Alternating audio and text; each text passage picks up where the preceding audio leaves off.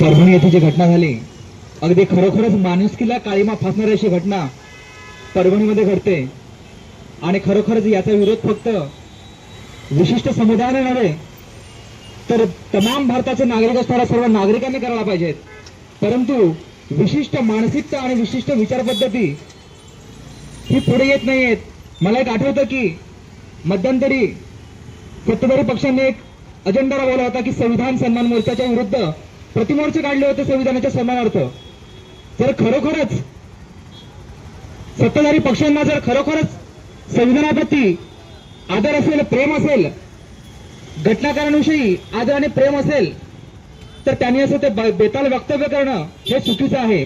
मुळात ज्या ठिकाणी उभं राहून तुम्ही बाबासाहेब आंबेडकर यांच्याबद्दल आक्षेपार्ह विधान करताय, त्या संविधानात पदावर असणाऱ्या माणसाने संविधानाचा अधिकार घेऊन ज्या ठिकाणी पोहोचलेले आहेत अशा व्यक्तींनी अशी वक्तव्य करणे हेच मुळात चुकीचं आहे आणि ह्याचा संपूर्ण जनतेच्या वतीने जाहीर निषेध करतो।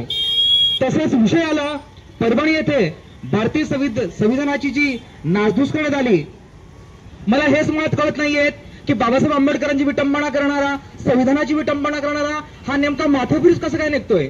एक तर तो वेडा असतो किंवा माथेफिरू असतो आणि मुद्दा म्हणजे काय, त्या माथेफिरूला आणि वेड्याला बरोबर ती प्रतिमाच कशी काय दिसते, हा मूळ मुद्दा आहे याच्यामध्ये। अगदी खरोखर एखाद्या व्यक्तीला कायद्यामध्ये वाचवण्यासाठी माथेफिरूचं लेबल दिलं की मोकळं झालं आपण। माथेफिरूला हे कसं काय कळतं की ही संविधानाची प्रत आहे, बाबासाहेब आंबेडकरांची ही प्रतिमा आहे, हे कसं काय कळतं? म्हणजे ज्या पण गोष्टी होत आहेत त्या अगदी जाणीवपूर्वक होत आहेत असं माझं ठाम मत आहे। जी घटना घडली गेली त्यावेळी मला वाटतं की बांगलादेशी हिंदू धर्माच्या लोकांवर जो अन्याय झाला होता त्याच्या संदर्भात मोर्चा एक निघाला होता आणि त्या मोर्चाच्या टायमिंगच्या नंतर काही वेळानंतर सर्व ठिकाणी घटना घडली। मला असं वाटतं की जर आम्ही सगळेच भारतीय बांगलादेशामध्ये असलेल्या हिंदू धर्माच्या व्यक्तींसाठी जर आम्ही न्यायाची अपेक्षा करतो तर इथे भारतामध्ये राहणाऱ्या हिंदू धर्मातील आम्ही पण हिंदूच आहोत, माता समाज हिंदू आहे, एसटी समाज हिंदू आहे, मग ह्यांच्यासाठी पुलका काही येत नाहीयेत। म्हणजे हिंदुस्थानाची व्याख्या काय फक्त लिमिट आणि सीमित व्यक्तींसाठीच फक्त आहे का? तर नाही। म्हणजेच हे कुठेतरी एक प्रोपगंडा आहे जो पसरवला जातोय, ह्याचं पण बघायला पाहिजे।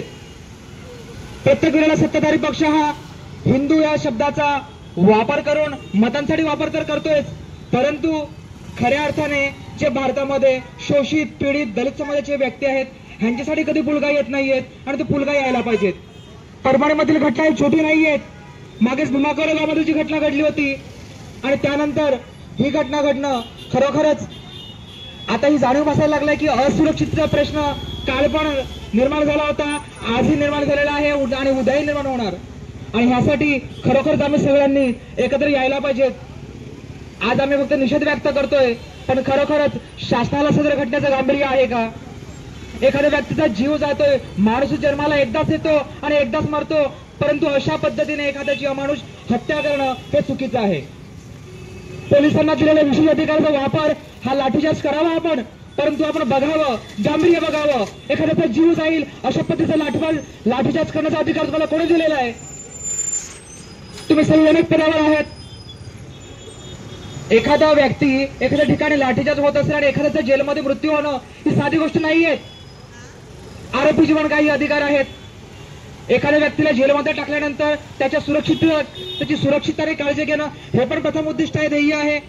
ह्याच्याकडे प्रॉपर दुर्लक्ष झालेलं आहे आणि सदर ठिकाणी जी घटना घडली आहे आमचेच बांधव, ह्याला मी हत्याच म्हणेन।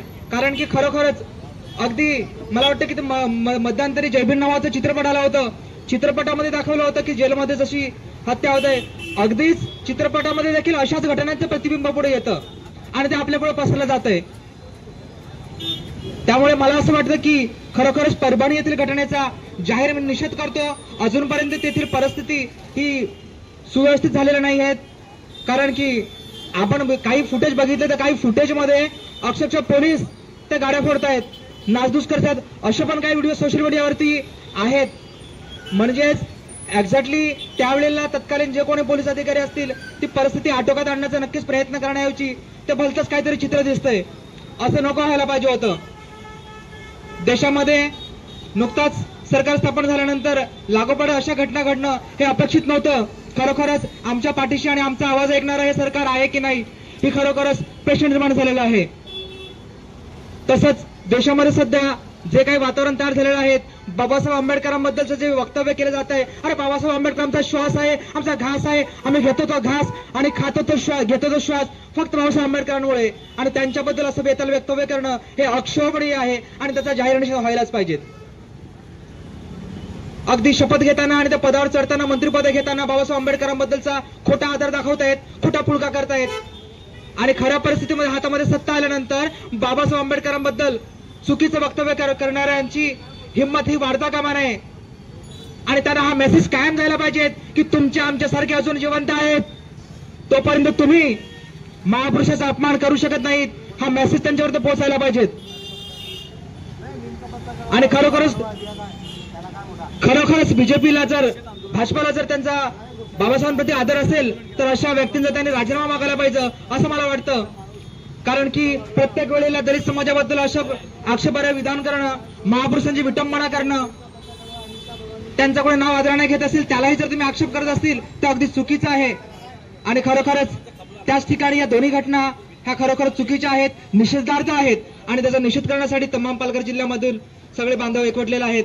तरी मी सदर दोन्ही घटनांचा जाहीर निषेध करतो.